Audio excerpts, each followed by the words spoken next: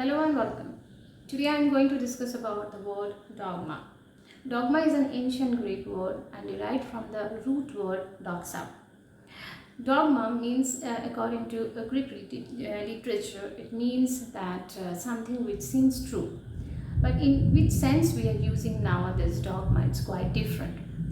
We believe in modern sense that dogma is a doctrine or principle or belief in religion or in political system.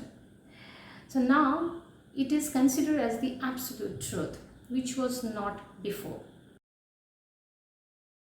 Dogma and axiom. Dogma and axiom both are very important words, but we use both words in different fields.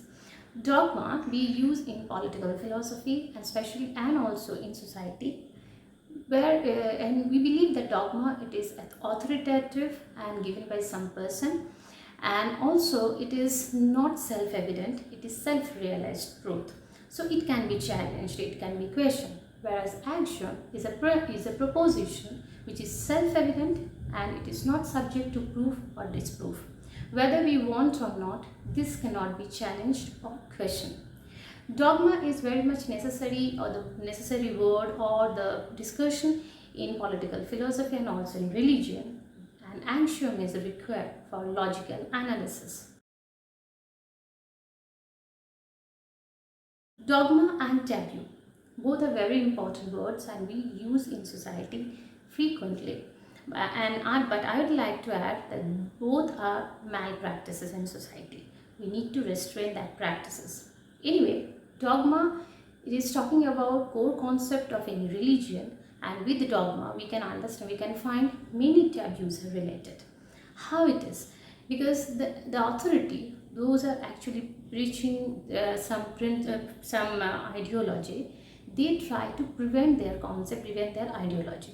To protect them, they actually impose upon a group of people some taboos. Taboos are nothing but the prohibition against touching, saying and eating some foods, so that they can compel people to obey their ideology. In that case, no complaint, no objection, no questions are allowed.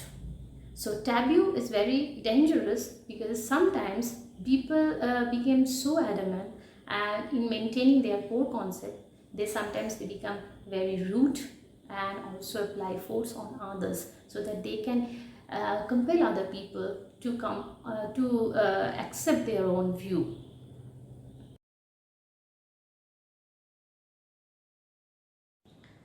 Dogma in philosophy is very important because philosophy is the old science and it depends on observation. So obviously you have to keep your mind always open, that when you are depending on observation and some justifications, then there must be some problems, there must be some scope that if any negative instance come before you, then obviously all your decision, all your conclusion will be falsified immediately. And that is the basic thing of philosophy, and that is why we believe the true philosopher, they are the free thinker. But in philosophy nowadays we can observe this kind of problem, and we can also observe that to explaining something, they actually giving you, or they are actually giving you some principle upon which they are working, and they are trying to justify it by giving many reasons and many justifications. Especially in epistemology, in philosophy, in epistemology we can observe so many theories are there, reasons are there. Empiricism, materialism, idealism, rationalism and many more. They all developed in defending their own stand, especially when we are talking about that how we acquire knowledge. This is a very fundamental question in philosophy, and we can observe, suppose empiricism, they give us the idea that only the external world is the only source of our knowledge.